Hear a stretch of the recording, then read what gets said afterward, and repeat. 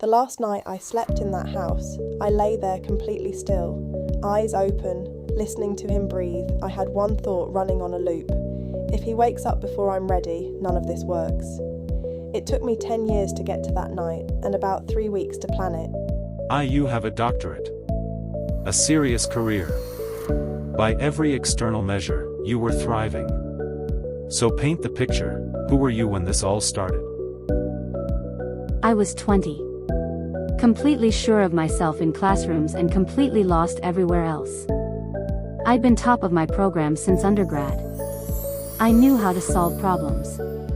I knew how to build arguments. What I didn't know at all was what a relationship was supposed to feel like from the inside. He was older. He was confident in a way I mistook for stability. And the first few months, I want to be honest about this, were genuinely good. He made me feel like the only person in the room. That's the part people always skip over. Nobody stays for the bad parts. You stay because the good parts were real. And then, slowly, they're not. When did you first notice the shift? Less than a year in. Not a blow-up, nothing dramatic. Just a new silence after I said the wrong thing. A look that lasted a second too long. Small corrections. You said that weird. Why do you eat like that? I remember thinking, everyone goes through a rough patch, right? This is just what relationships are. I genuinely didn't know. He was my first serious relationship. I had nothing to compare it to. And he knew that. He knew exactly what he was working with. I did something in that first year that I'm still a little embarrassed about, but I also think it tells you everything about who I was. I made a list. An actual, bullet-pointed, organized list of every behavior that felt wrong to me. I color-coded it. I had citations. I sat him down. I said I wanted to have a mature conversation about the patterns I was observing in our relationship. He didn't yell. He didn't get angry. He just looked at me and laughed. Not a sharp laugh. A slow one. Like I was a child who'd said something adorable and stupid. He said, "Samantha, you made a list. About us. Do you hear yourself?" And then he said the thing that I would spend the next decade trying to disprove. He said, "You're not well.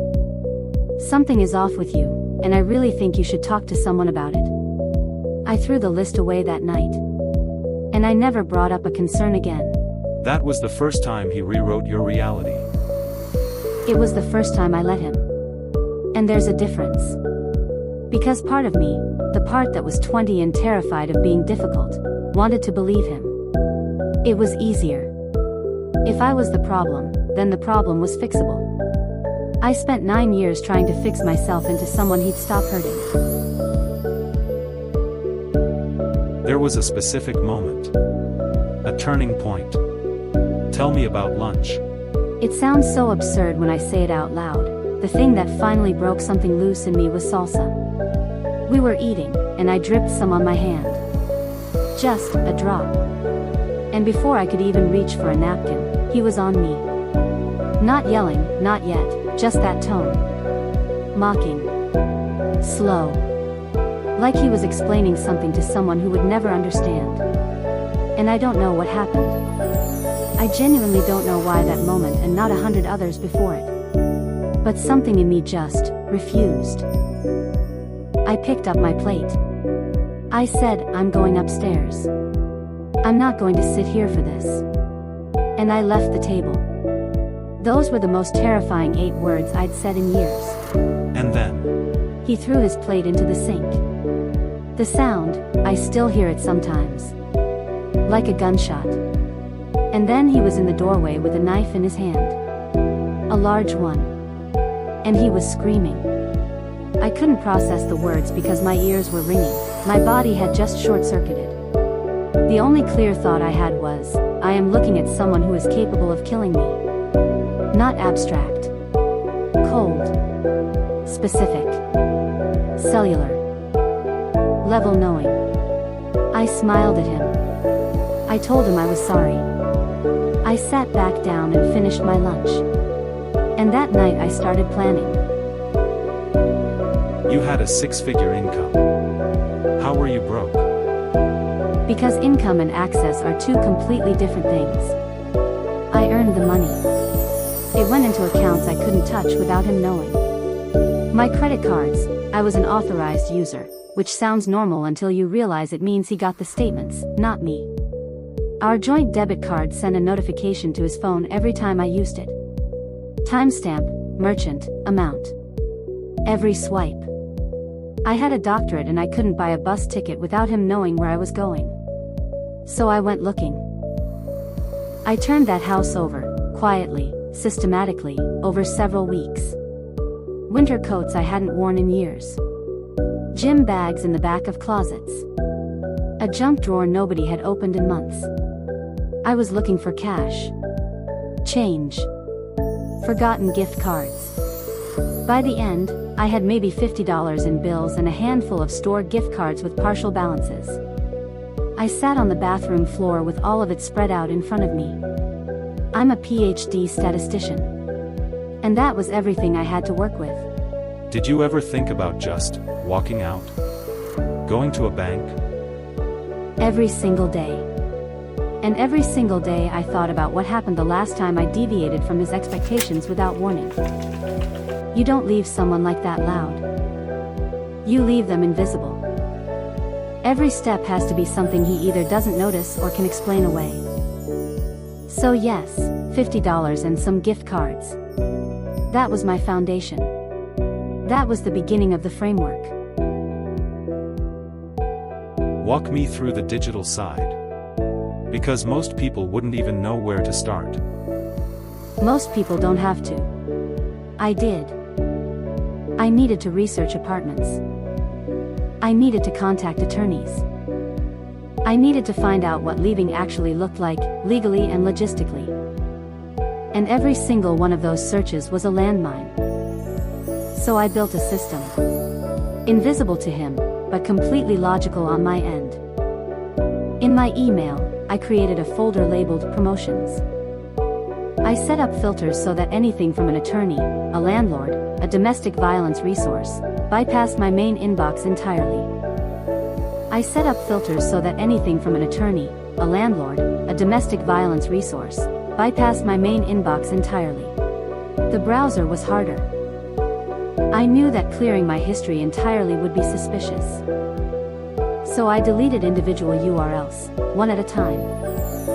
Then I went to the address bar and manually typed every letter of the alphabet. Because browsers auto-populate. Attorney. Apartments. Abuse hotline would surface in the suggestions if I didn't clear them specifically. That's an extraordinary amount of precision under that kind of pressure. It's what I do. I find signal in noise.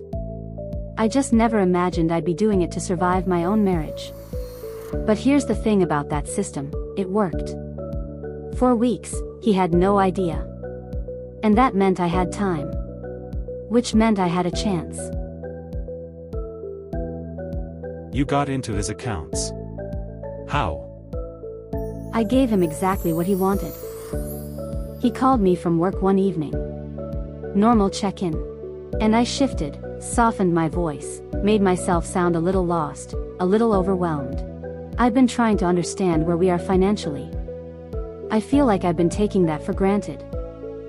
That sentence. That one sentence. I could hear him relax through the phone. He laughed, and he just gave me the password. His master password. I typed it in. I waited a beat. It's not working. He got annoyed, started giving me backups, variations, security questions. By the time we hung up, I had full access to every account we had. For the first time in a decade, I knew exactly what was in them. For the first time in a decade, I knew exactly what was in them.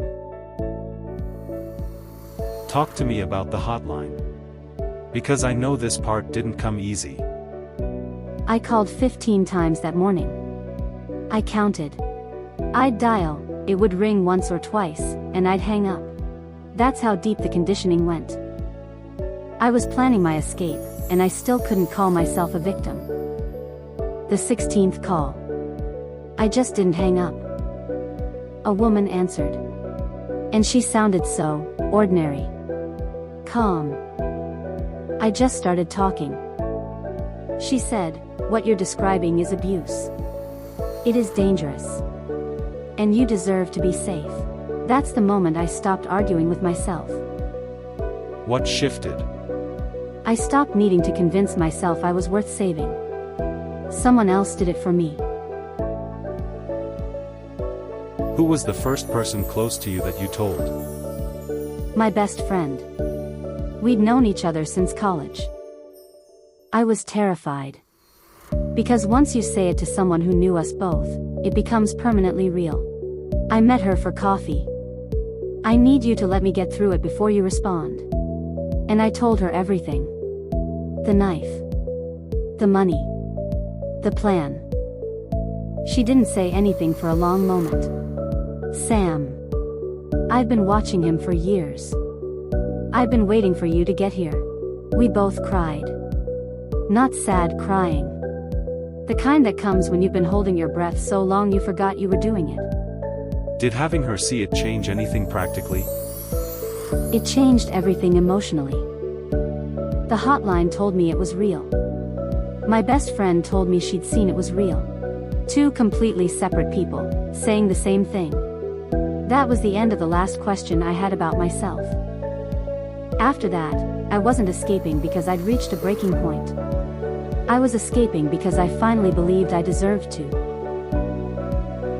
I was in his browser. I had his passwords now. I was in his browser. I had his passwords now. I could look at his history directly. I expected nothing. Maybe sports. Maybe work stuff. For a few minutes, nothing that meant anything. And then the searches changed. I remember the feeling, like the floor dropping out slowly. How to purchase a firearm online. We were not gun people. Gun stores near. Shooting stance fundamentals. My hands had gone cold. How to purchase a suppressor, I knew. I wasn't moving fast enough. What did you do? I closed the laptop. I walked upstairs. I got into bed. I lay there next to him in the dark. I was completely calm. The kind of calm that lives on the other side of terror. I had 3 weeks of work ahead of me. I'd been building toward this moment for months. The money was staged. The attorneys had been contacted. My friend knew the plan existed. All I had to do was execute it. That without him knowing, without him hearing. Without him waking up before I was ready. I left 17 days later. On a Tuesday. While he was at work. I took what I'd planned to take. I left what I'd agreed to leave. I walked out the front door of that house for the last time. I sat in my car in the driveway for 30 seconds. I thought about everything it had cost. Who I'd been when I walked in. What I'd talked myself out of believing. All the versions of myself I'd had to bury. And then I backed out. I drove. I never looked at the house in the rearview mirror. That I decided before I left that I wasn't going to do that. I'd spent 10 years looking back. I was done looking back.